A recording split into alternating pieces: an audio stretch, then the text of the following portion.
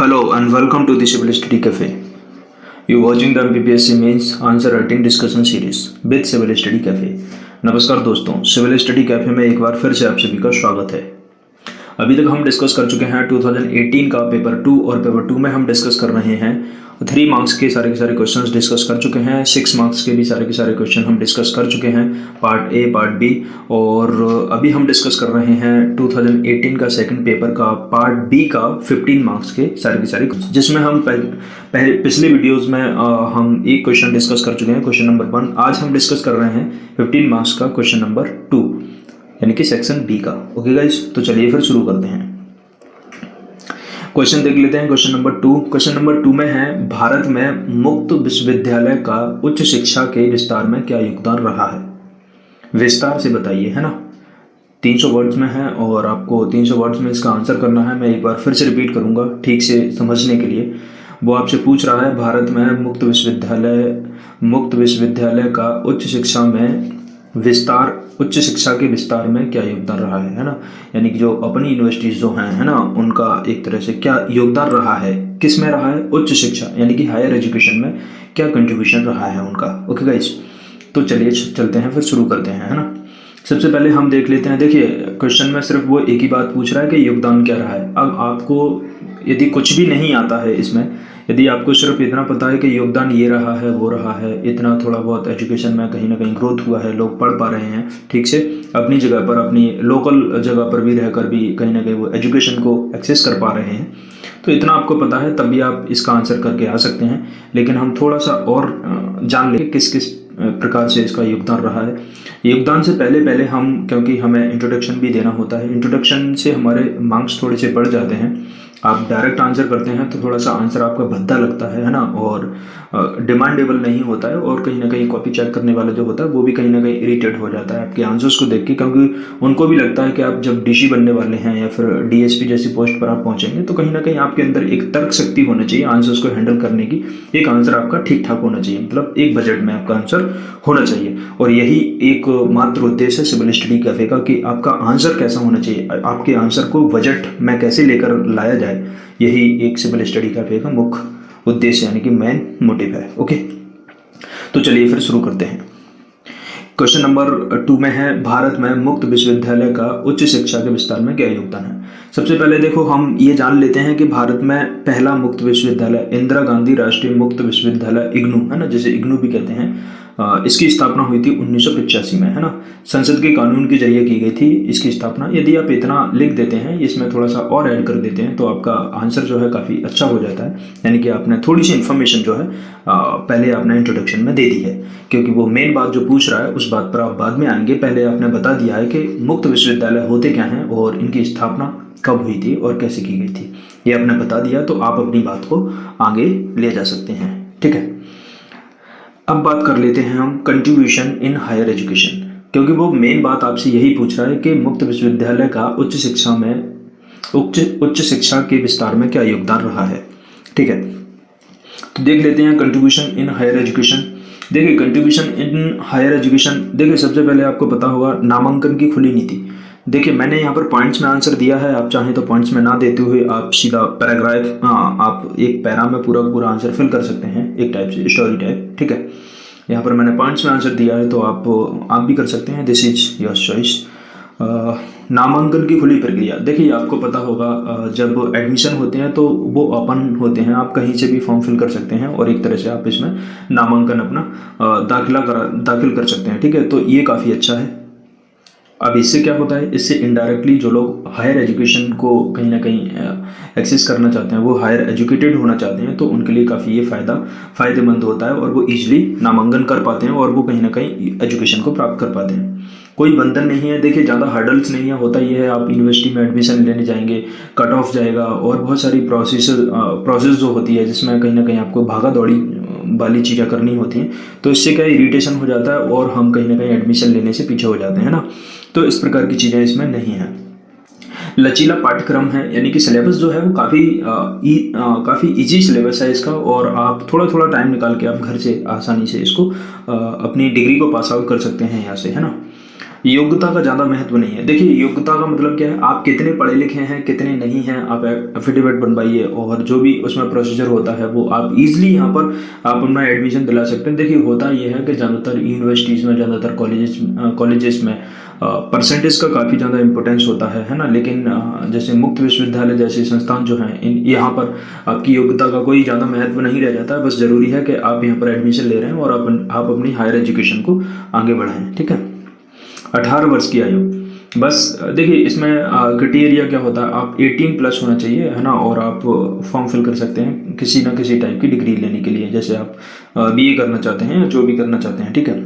सरल अध्ययन है, स्टडी लेवल जो है वो काफ़ी अच्छा है, यानी कि काफ़ी सिंपल है ना। स्टडी में अब देखिए नेक्स्ट क्या है, स्टडी आप किस किस टाइप की यहाँ पर कर सकते हैं, और भी कर सकते हैं, लेकिन मैंने जो सिंपल लगा और जिसको आप नहीं भूल पाएंगे कभी भी, मैंने वो इसमें मेंशन किया है। जैसे आप स्नातक कर सकते हैं, ठीक है, स्नातकोत्तर भी कर सकते हैं, आप एमफिल कर सकते हैं, वहाँ से PhD कर सकते हैं ना, किसी न किसी प्रकार के आप डिप्लोमा भी कर सकते हैं यहाँ से, है ना। इस टाइप की चीज़ें आप कर सकते हैं। तो ये सारी की सारी चीज़ें, तो ये तो हमारा नॉर्मली गाइज हमने डिस्कस किया ये सारा का सारा बॉडी पार्ट के बारे में कि ये इसका योगदान क्या रहा है ना। तो इस प्रकार से आप ये सब डाल सकते हैं और साथ ही साथ में आप ये भी मेंशन कर सकते हैं कि इस प्रकार की जो सुविधाएं जो स्टूडेंट्स को दी गई हैं कहीं ना कहीं, इससे हायर एजुकेशन का जो दायरा है वो काफ़ी बड़ा है देश के अंदर, क्योंकि दूर दराज के जो लोग थे, जो ग्रामीण क्षेत्र के जो लोग थे, वो हायर एजुकेशन को प्राप्त नहीं कर पाते थे आज से कुछ टाइम पहले तक। लेकिन जब से मुक्त विश्वविद्यालयों की स्थापना हुई है हमारे देश के अंदर, तो लोकल स्तर पर ग्रामीण क्षेत्र में जो बिल्कुल पिछड़े हुए इलाकों में जो लोग रह रहे थे, वो वहाँ से भी हायर एजुकेशन को प्राप्त कर पा रहे हैं। तो इसका ये काफ़ी अहम भूमिका या फिर काफ़ी बड़ा योगदान इसमें हायर एजुकेशन में रहा है। तो इस प्रकार से आप फ्रेम कर सकते हैं अपने आंसर को, ठीक है। तो इस प्रकार से हमने बॉडी पार्ट के बारे में बात की है। कंक्लूजन में आप लिख सकते हैं, इससे उच्च शिक्षा को बढ़ावा मिला है और क्योंकि दूर दराज के लोगों को शिक्षा तक उनकी पहुंच बना पाया है मुक्त विश्वविद्यालय। साथ ही साथ में उच्च शिक्षा के अवसरों में सतत विस्तार कर रहे हैं, है ना, और शिक्षा को समग्र बनाकर इसका लोकतंत्रीकरण भी कर रहे हैं। तो इस प्रकार से गाइस आप बैलेंस कंक्लूजन भी फॉलो करके और आप थोड़ा सा अपनी रिकमेंडेशंस भी दे सकते हैं, जैसे कि इसको थोड़ा सा और ज़्यादा डिजिटलाइजेशन हमें करने की ज़रूरत है ना, क्योंकि अभी कोविड-19 का पीरियड चल रहा है। तो कोविड-19 के पीरियड के टाइम पर हमें कई नए चैलेंजेस का हमें सामना करना पड़ रहा है। तो उस हिसाब से हमारी एजुकेशन पॉलिसीज़ भी फ्रेम हमारी होनी चाहिए कहीं ना कहीं, क्योंकि टाइम का कोई भरोसा नहीं किस प्रकार की सिचुएशन कभी क्रिएट हो जाए। तो इस प्रकार से आप बैलेंस अप्रोच फॉलो करके आप इसको फुलफिल कर सकते हैं। ओके गाइस, चलते हैं अब नेक्स्ट क्वेश्चन देख लेते हैं, क्वेश्चन नंबर 3। तो इस प्रकार से हमने क्वेश्चन नंबर 2 के बारे में जाना सारा का सारा। उसका इंट्रोडक्शन में हमने क्या इंप्लीमेंट किया है, आप क्या कर सकते हैं, बॉडी पार्ट में क्या लिखना है ना, कंक्लूजन आपका कैसे बैलेंस होना चाहिए, आप उसको कैसे सॉर्ट आउट करोगे आंसर्स को, इस प्रकार से। तो अभी हम देख लेते हैं क्वेश्चन नंबर 3। देखिए इसमें ज़्यादा कुछ नहीं था, तो मैंने कम ही आपको एक्सप्लेन किया है। होता ये है ना कि जो क्वेश्चन बाकी में समझाने लायक है, बाकी में डिस्कशन एबल है, तो मैं उसमें डिटेल में थोड़ा सा डिस्कस करता हूँ, और जो क्वेश्चन डिस्कस एबल नहीं है तो मैं उसको खुद ही थोड़ा सा नैरो कर देता हूँ, छोटा कर देता हूँ, ताकि हमारे टाइम की भी बचत हो, क्योंकि टाइम इज़ सो प्रेशियस, है ना। चलते हैं नेक्स्ट क्वेश्चन, क्वेश्चन नंबर 3। देखिए क्वेश्चन नंबर 3 में क्या है, क्वेश्चन नंबर 3 है प्रतिरक्षण के क्षेत्र में क्या क्या तकनीकी हस्तक्षेप रहे हैं, विस्तार से वर्णन कीजिए। एक ही बात वो पूछ रहा है आपसे, वो सिर्फ सिंगल बात वो आपसे ये पूछ रहा है कि प्रतिरक्षण के क्षेत्र में क्या क्या तकनीकी हस्तक्षेप रहे हैं, यानी कि कौन कौन सी इंटरवेंशंस रही हैं, इनके बारे में आपको बताना है, किसमें, यानी कि प्रतिरक्षण के क्षेत्र में, ठीक है। चलिए फिर आंसर शुरू करते हैं। देखिए इंट्रोडक्शन में आप लिख सकते हैं प्रतिरक्षण प्रणाली के अध्ययन को प्रतिरक्षा विज्ञान का नाम दिया गया है, और साथ ही साथ में अतः यह प्रतिरक्षा प्रणाली संबंधी सभी बड़ी बड़ी और छोटे कारणों की जांच की जाती है, और इससे स्वास्थ्य के लाभदायक और हानिकारक कारणों का भी ज्ञान किया जाता है ना। सिंपल बात क्या है, सिंपल बात यह है कि जो हमारा मेडिकल साइंस जो डेवलप हुआ है, मेडिकल साइंस जो हमारा इतना ज़्यादा प्रोग्रेस कर रहा है वो अपने आप में, इसी को हम क्या बोलते हैं, इसी को हम बोलते हैं प्रतिरक्षण प्रतिरक्षण प्रणाली हम इसी को कहते हैं, ठीक है। इससे होता क्या, इससे कई सारी चीज़ें हमें आज देखने को मिलती हैं। देखिए पहले के टाइम पर लोगों के लिए प्रॉपर इलाज नहीं होता था, ठीक है। आज के टाइम पर हम होता है ना कि सिर्फ जान नहीं डाल पाया है डॉक्टर, नहीं तो हम मरे हुए इंसान को भी जिंदा कर पाए हैं। आज मेडिकल साइंस की फील्ड में हम इतना आगे बढ़ गए हैं, है ना। तो हम थोड़ा सा डिटेल में देख लेते हैं। ये तो हमने नॉर्मली इंट्रो के लिए मैंने ये थोड़ा सा भारी भरकम लैंग्वेज मैंने यूज़ की है इसमें, तो आप थोड़ा सा देख लेना इसको, ठीक है। मेन बात वो आपसे पूछ रहा है, मैं उसके बारे में आपको बताता हूँ, यानी कि प्रतिरक्षण के क्षेत्र में क्या क्या तकनीकी हस्तक्षेप रहे हैं, इसके बारे में हम डिस्कस कर लेते हैं, ठीक है। देखिए इंटरवेंशंस क्या कर रहे हैं, हस्तक्षेप का मतलब होता है इंटरवेंशंस, ठीक है। So that's clear. इंटरवेंशंस में देखो मानव जीवन की रक्षा। देखिए आपको पता होगा सबसे पहले लोगों के पास बीमारियां तो होती थी, लेकिन बीमारियों का इलाज नहीं होता था लोगों के पास, ठीक है। तो वो जल्दी से जल्दी वो कहीं ना कहीं उनकी मृत्यु हो जाती थी और वो कहीं ना कहीं मौत के मुंह में वो चले जाते थे, ठीक है। लेकिन आज के टाइम पर हमें ऐसा देखने को नहीं मिलता है। आज के टाइम पर बिल्कुल मरा हुआ, बिल्कुल पूरी तरह से टूटा हुआ इंसान भी हम उसको मेडिकल साइंस कि हम जरिए उसको बचा लेते हैं, उसको बचा पाते हैं, उसकी प्लास्टिक सर्जरी कर पाते हैं, और भी कई तरह का जो मेडिकल साइंस जो है आज के टाइम पर काफ़ी तरक्की कर गया है। तो इस प्रकार से हम मानव जीवन की रक्षा करने में हम काफ़ी अव्वल हो गए हैं, वो भी किसकी फील्ड में, यानी कि मेडिकल साइंस की फील्ड में, ठीक है।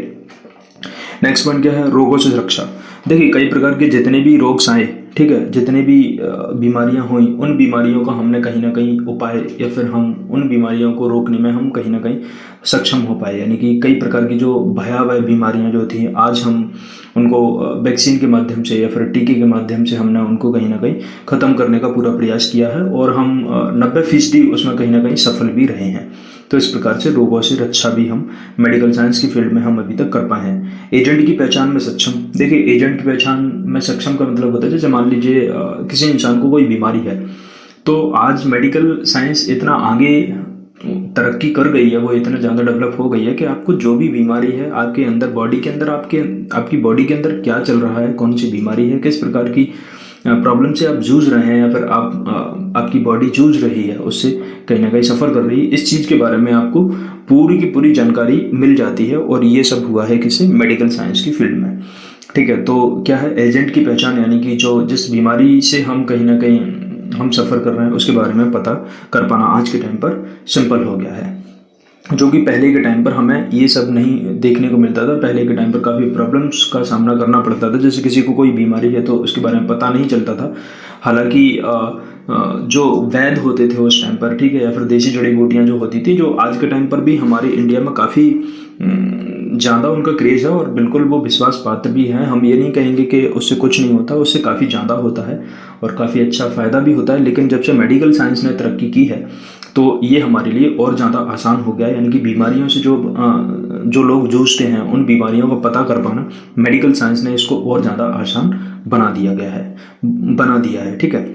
नेक्स्ट क्या है, अलग पहचान करने में सक्षम। देखिए अलग पहचान करने में सक्षम क्या होता है, जैसे हाथ में प्रॉब्लम है या फिर गर्दन में प्रॉब्लम है, पैर में प्रॉब्लम है, कहीं पर भी जहाँ प्रॉब्लम है तो वो अलग से पहचान करने में भी सक्षम है। यानी कि पहले होता ये था कि हमें प्रॉब्लम ज़्यादा दिखती नहीं थी, या फिर हमें पता नहीं चल पाता था कि हमें बीमारी कुछ और है। लेकिन आज के टाइम पर कई प्रकार की तकनीकी जो है, जैसे स्कैन करवाना है आपको, सिटी स्कैन करवाना है, अल्ट्रासाउंड करवाना है आपको, ठीक है, हाँ, कीमोथेरेपी करवाना है आपको, मतलब कई प्रकार की थेरेपी मेडिकल साइंस में आज जनरेट हो गई हैं और कई प्रकार की डेवलप हो गई हैं। इनके माध्यम से अलग पहचान करने में मेडिकल साइंस काफ़ी सक्षम हो गया और काफ़ी ज़्यादा सक्सेस भी हुआ है ना।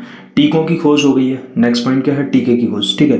देखिए कई प्रकार के टीके, कई प्रकार की वैक्सीन आज के टाइम पर हमें देखने को मिलती हैं, ठीक है, और जिनकी सहायता से आज हम कई प्रकार की परेशानियों को हम कहीं ना कहीं सॉर्ट आउट कर पाए हैं। जैसे कि फॉर एग्जांपल मलेरिया बोल गया हूँ, जो पोलियो जो होता है, ठीक है, पोलियो की यदि बात करें तो वो काफ़ी बड़े लेवल पर फैला हुआ था, लेकिन आज हम उसको कहीं ना कहीं पूरी तरह से 99% हम उसको जड़ से ख़त्म कर पाए हैं, और वो भी किसकी, टीके के माध्यम से, है ना।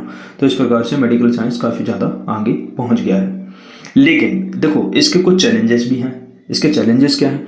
चैलेंजेस ये हैं कि 90% हमने टीकों का निर्माण किया है, 90% हम अलग बीमारियों की पहचान करने में सक्षम हो पाए मेडिकल साइंस की सहायता से, और एजेंट की भी पहचान करने में हम 90% हम सक्षम हो पाए, रोगों की रक्षा करने में, मानव जीवन को बचाने में भी हम 90% हम सक्षम हो पाए। किसकी सहायता से?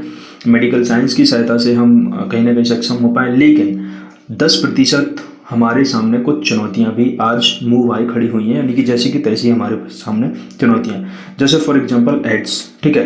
एड्स यानी कि जिसको HIV हम बोलते हैं, ठीक है। एड्स एक ऐसी बीमारी है जिसके टीके या फिर हम यूँ कहें कि जिसकी वैक्सीन आज तक हमने नहीं बना पाई, यानी कि हमारा जो मेडिकल साइंस है वो कहीं ना कहीं असफल रहा है। कुछ प्रिकॉशंस आपको मिल सकती हैं, कुछ टैबलेट्स आपको दी जा सकती हैं, लेकिन उससे आप पूरी तरह से ठीक हो जाएं इसकी कोई जिम्मेदारी नहीं है, इसकी कोई गारंटी अभी तक मेडिकल साइंस नहीं ले पाया। यानी कि मेडिकल साइंस अभी तक HIV की वैक्सीन बनाने में, HIV का टीका बनाने में, यानी कि एड्स का टीका बनाने में अभी सफल नहीं हो पाया है। तो ये हमारे लिए कहीं ना कहीं एक चुनौती के रूप में भी है। नेक्स्ट क्या है? मलेरिया। देखिए, मलेरिया जैसे टीके भी आज के टाइम पर कहीं ना कहीं नहीं बन पाए हैं। एक बार किसी को मलेरिया हो गया तो वो फिर से भी हो सकता है, वो तीसरी बार भी हो सकता है, चौथी बार भी हो सकता है। तो इस प्रकार के टीके कहीं ना कहीं आज भी हमारे लिए चैलेंज के रूप में आज सामने हैं। एक नई बात और है, क्या है? जैसे अभी कोविड-19 चल रहा है, ठीक है।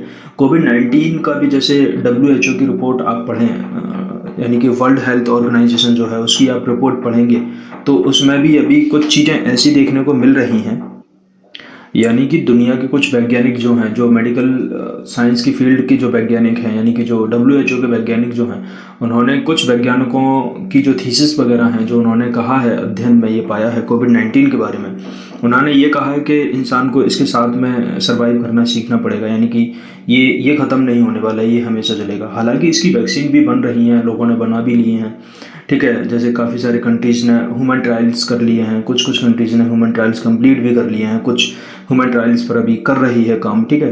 तो इस प्रकार से चीज़ें अलग अलग टाइप की चीज़ें हैं, लेकिन इसके बारे में देखना होगा अभी फ्यूचर में। हम पूरी तरह से नहीं कह सकते कि इसकी वैक्सीन बन गई, काम करेगी या फिर नहीं करेगी, वो आगे भविष्य के गर्भ में ये कहीं ना कहीं छुपा हुआ है। तो ये भी एक बात है। तो इस प्रकार से गाइस हमने इसके चैलेंजेस के बारे में देखा और इसके इंटरवेंशंस के बारे में भी हमने जाना। तो इस प्रकार से हमने देखा बॉडी पार्ट के बारे में कि आप बॉडी पार्ट में आप क्या कर सकते हैं और क्या आप बॉडी पार्ट में नहीं कर सकते, ठीक है। तो इस प्रकार से हमने सारे के सारे क्वेश्चन डिटेल में हमने डिस्कस किया है। आई होप आपको पसंद आया होगा। अब इसमें कंक्लूजन में आप क्या लिख सकते हैं? देखिए, कंक्लूजन में आप ये लिख सकते हैं, जैसे कुछ बीमारियों से पार पाने की आवश्यकता है, साथ ही सरकार लगातार प्रयासरत भी है इन चीज़ों को लेकर, ठीक है। और लोगों को जागरूक बनाने और योजनाओं में तीव्रता दिखाने की भी आवश्यकता है ना, इस प्रकार से। तो इस प्रकार से आप बैलेंस अप्रोच फॉलो करके आप अपने कंक्लूजन भी इसमें फिक्स कर सकते हैं। तो इस प्रकार से हमने क्वेश्चन नंबर 3 पूरा डिस्कस कर लिया है। आई होप आपको वीडियोस पसंद आ रहे होंगे। यदि आपको वीडियोस पसंद आ रहे हैं तो इनको लाइक कीजिए, शेयर कीजिए, और जितना हो सके जितने भी लोग आपके कॉन्टैक्ट में हैं जो MPPSC की प्रिपरेशन कर रहे हैं या फिर वो सोच रहे हैं MPPSC की प्रिपरेशन करने की, या फिर एटलीस्ट उनका जो 2019 का प्री क्वालिफाई हो रहा है, उनका कहीं ना कहीं वो 2019 में मेंस लिखेंगे, 2019 का जो मेंस लिखने वाले हैं, उन तक आप ये वीडियोस जरूर पहुंचाइए, क्योंकि ये वीडियोस उनके लिए रामबाण साबित हो सकते हैं, यानी कि उनके लिए गेम चेंजर ये साबित हो सकते हैं। मेंस क्वालिफाई कराने में इनकी ज़्यादा से ज़्यादा भूमिका होगी, यानी कि ज़्यादा से ज़्यादा इनका रोल हो सकता है। इसलिए आपके थ्रू यदि किसी का भला होता है, यदि आपका किसी का फ़ायदा होता है आपके एक शेयर करने से, तो आप बिल्कुल शौक से सब्सक्राइब कीजिए, वीडियोस को ज़्यादा से ज़्यादा लोगों में फैलाइए। Okay guys, so thanks for watching this video. Jai Hind.